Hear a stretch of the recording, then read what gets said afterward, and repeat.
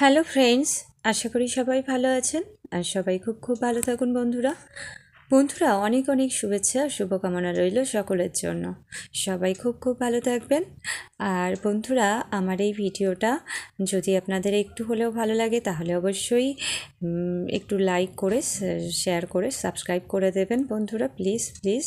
আর সবাই আমাকে ভালোবাসা দিয়ে পাশে থাকবেন, যেভাবে ভালোবাসা দিচ্ছেন বন্ধুরা। আপনাদের জন্য, সকলের জন্য অনেক অনেক শুভেচ্ছা, ভালোবাসা, আন্তরিক প্রীতি সবই রইল। আর বন্ধুরা, বারাসাতের শ্যামা কালী পুজো তো খুবই বিখ্যাত, আপনারা জানেন। আর সেই শ্যামা কালী পুজোর আরেকটি বিখ্যাত পুজো প্যান্ডেলের যে ভিডিওটা আপনাদের সামনে নিয়ে এসেছি, আপনারা পুরো ভিডিওটা স্কিপ না করে পুরোটা দেখবেন, তাহলে বুঝতে পারবেন কি সুন্দর করে এই যে বারাসাতের যে 4 দিন, মানে যে কদিন পুজোর যে কটা দিন থাকে ঠাকুর, এবং হচ্ছে এই কটা দিন আলোর সাজে সেজে ওঠে সমস্ত বারাসাত। সত্যি আমার তো খুবই ভালো লাগে। তবে এই পুজো প্যান্ডেলটা একটা অন্যরকম সাজুজ্য নিয়ে এসেছিল, অন্যরকম মাত্রার, অন্যরকম একটা সুন্দর পুজো প্যান্ডেল, অসাধারণ লাইটিং। দেখুন বন্ধুরা, দেখতেই পাচ্ছেন, আমার খুব ভালো লেগেছিল। আপনাদের কেমন লেগেছে অবশ্যই জানাবেন। আমার তো খুব খুব ভালো লেগেছে। আর এই দেখুন, লাইটিংয়ের সাহায্যে প্রদীপ এবং বিভিন্ন রকম যে ছবি, দৃশ্য তুলে ধরা হয়েছে এই লাইটিংয়ের সাহায্যে। আর সত্যি মনটা ভরে গেল।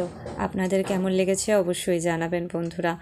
আর এই যে প্যান্ডেলটা আপনারা দেখছেন, এত লাইটিং, এত কিছু, এই সব কিছুই হচ্ছে রাজা উমেদ প্যালেসের অনুকরণে বারাসাতে পুজোর থিম।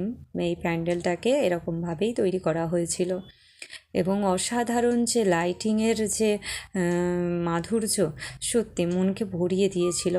আর এখানে যে রাজা ছিলেন উমেদ, তার মূর্তিও স্থাপন করা হয়েছে উপরে, যদিও লাইটিংয়ের জন্য একটু একটু দেখা যাচ্ছে, আপনারা একটুখানি খেয়াল করলে ভালো করে বুঝতে পারবেন।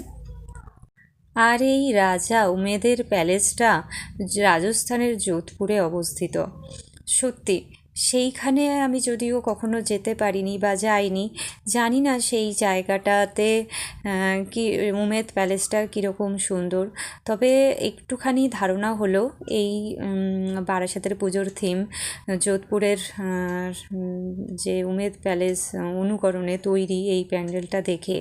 তো আপনাদের কেমন লেগেছে এই লাইটিং আর এই পুজো মণ্ডপটা অবশ্যই জানাবেন। আর এই পুজো মণ্ডপের মধ্যেই আছেন মা, আমাদের মা কালী, সাক্ষাৎ জগৎ জননী গৌরী আর একটা রূপ মা কালীর। তো শ্যামা কালী পুজো যদিও আমরা একটু হলেও গল্প কম বেশি আমরা সবাই জানি যে শ্যামা কালী পুজো মানে স্বয়ং কৃষ্ণ যে যখন কালী সেজেছিল, সেই সময় রাধারানী যেভাবে পুজো করেছিল, সেই যে পুজোটা চল একটা হয়ে আসছে আদিকাল থেকে। তো তারই সেই পুজোটা এখনও পর্যন্ত রয়ে গেছে আমাদের মধ্যে। তো সেই শ্যামা কালী পুজোর সময় সত্যি অসাধারণ এই প্যান্ডেলটার লাইটিং, এবং অসাধারণ সুন্দর। আর এই দেখুন, এই মণ্ডপের লাইটিং এত অসাধারণ সুন্দর করে করা হয়েছে যে খুবই সত্যি মনোগ্রাহী, মনোমুগ্ধকর।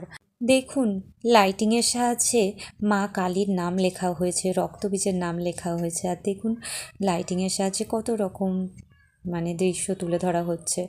আর এই যে মায়ের মণ্ডপের মধ্যে প্রবেশ করছি আস্তে আস্তে, অনেক মানুষ, অনেক দর্শক, অগণিত দর্শকের মানে জনস্রোতের, যেরকম সমুদ্র স্রোতের মতো যেন স্রোত বয়ে যাচ্ছে, জনস্রোত।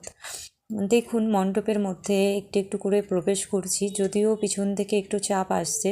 তো যাই হোক, অনেক এর পরে একটু প্রবেশ করতে পারলাম মণ্ডপটার মধ্যে।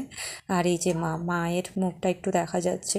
খুব সুন্দর মিষ্টি, খুব সুন্দরভাবে তৈরি করা হয়েছে, অসাধারণ কারুকার্য মণ্ডিত এই মণ্ডপের মধ্যেটা।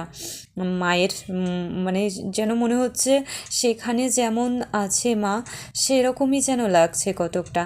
হয়তো বা আমি যদিও যাইনি সেখানে, বন্ধুরা আপনারা যদি কেউ গিয়ে থাকেন তাহলে কেমন মানে সেটা, এবং সেই মায়ের সাথে এই মায়ের কতটা মিল আছে আপনারা বলতে পারবেন যারা দেখেছেন, তো একটু জানাবেন কমেন্টে। আর সবাই ভালো থাকবেন।